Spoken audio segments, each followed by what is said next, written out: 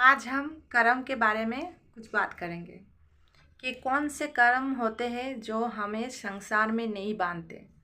जैसे कर्म, एक पाप कर्म हो गया, एक पुण्य कर्म हो गया।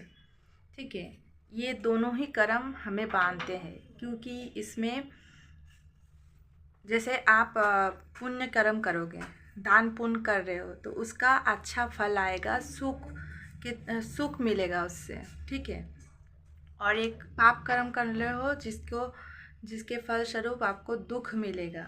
तो सुख और दुख भोगने के लिए आपको इधर आना पड़ेगा, मतलब फिर से आपको मानव जन्म लेना पड़ेगा। ठीक है, खाली एक कर्म है जिससे आप नहीं बांधते। ठीक है,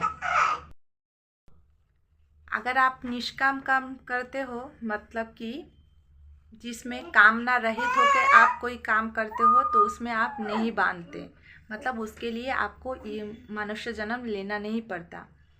और भगवान हम सबको निष्काम कर्म करने के लिए बोलते हैं, क्योंकि भगवान नहीं चाहते हैं हम लोग कभी भी दुखी हो। ठीक है, मतलब आप अगर किसी कर्म के साथ आशा जो रखते हो, तो वो आशा दुख देता है। अगर आपका मन मुताबिक कुछ काम नहीं हुआ तो आपको दुख मिलेगा, इसलिए भगवान कभी भी नहीं चाहते कि हम लोग दुखी हो। इसीलिए भगवान बोलते हैं आप आशा रहित होकर कर्म करो, ताकि आपको दुख ना पहुँचे। ठीक है, अगर ऐसे निष्काम कर्म करोगे, मतलब कर्म एक पूजा है। अगर ये मतलब आप कर्म से भगवान का पूजा कर सकते हो।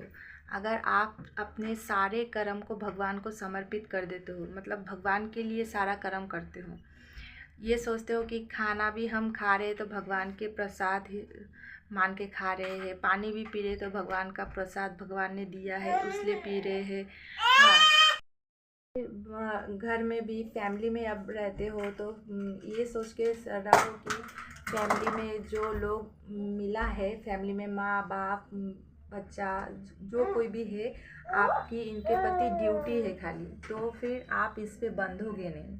हाँ, एक तो मोह नहीं होगा और आप इनमें बंधोगे नहीं, तो दोबारा आपको मानव जन्म लेना नहीं पड़ेगा। इसके लिए आप किसी भी कर्म में बांधोगे नहीं। ठीक है, सब कर्म को भगवान को समर्पित कर दो, निष्काम कर्म करो, किसी भी तरह का कोई आशा ना रखो किसी से भी और अपने कर्म से भी, तभी जाके आपको ये कर्म बांधेगा नहीं और ये पूजा मानी जाएगी। क्योंकि कर्म एक पूजा ही है, धर्म युक्त कर्म है पूजा।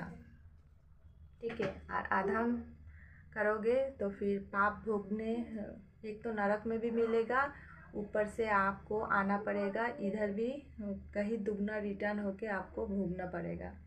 इसीलिए सबसे बेटर है आप निष्काम कर्म करो, मतलब सब काम भगवान को समर्पित करके करो, सब भगवान का दिया हुआ प्रसाद समझो और उसी को स्वीकार करो, उसी के हिसाब से कर्म करो, तब आप बांधो, मतलब कि कर्म बंधन में फंसोगे भी नहीं और आपको दोबारा मानव जन्म लेके बार बार जन्म मृत्यु के चक्कर में आना नहीं पड़ेगा।